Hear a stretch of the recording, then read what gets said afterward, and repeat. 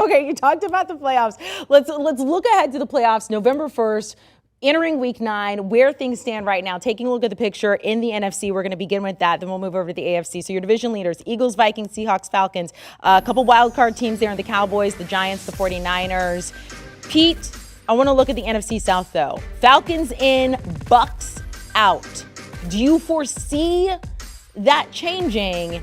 And also, how surprised are you with what has gone on with the Falcons? Because at the beginning of the season, we were saying with the Texans, they're one of the 2 worst teams in the league. Yeah, Arthur Smith's done a heck of a job. I mean, he's a good coach. You can see it when you watch them on tape. You can see when you watch the team play. They play hard. They play tough. They're well schemed up. He does a great job. They're limited talent-wise, and they're in the first place in that division. Will they stay there over the course of the rest of the season? No.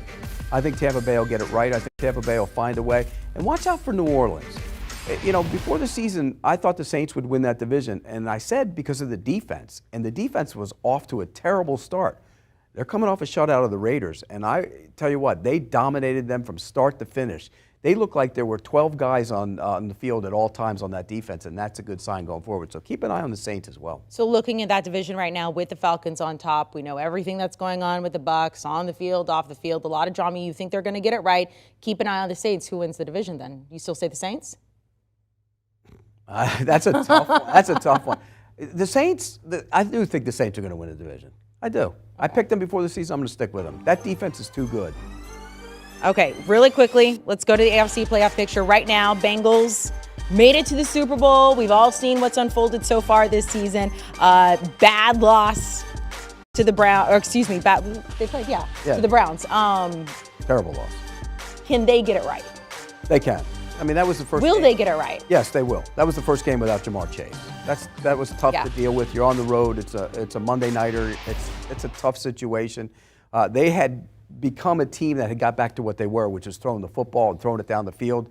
You know, when Chase is taken out of the equation, it's different. You have to adjust to it. He's going to be out for a couple weeks, but I think they'll be fine. Joe Burrow's too good. They'll get back into the mix. Back in the mix, but how many Super Bowls in the next 10 years? I mean, we're just going to keep working. It was 1 in 10. It was 1 in 10. Although certain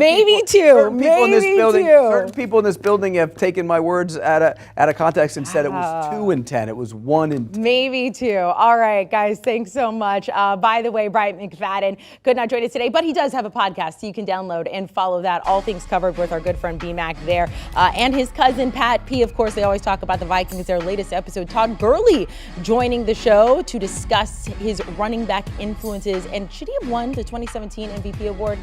Download and follow. Do you want a sports network that delivers everything that matters about the game? The highlights, the picks, the instant analysis, no yelling, no fake debates, no politics. Hit the subscribe button and never miss a moment.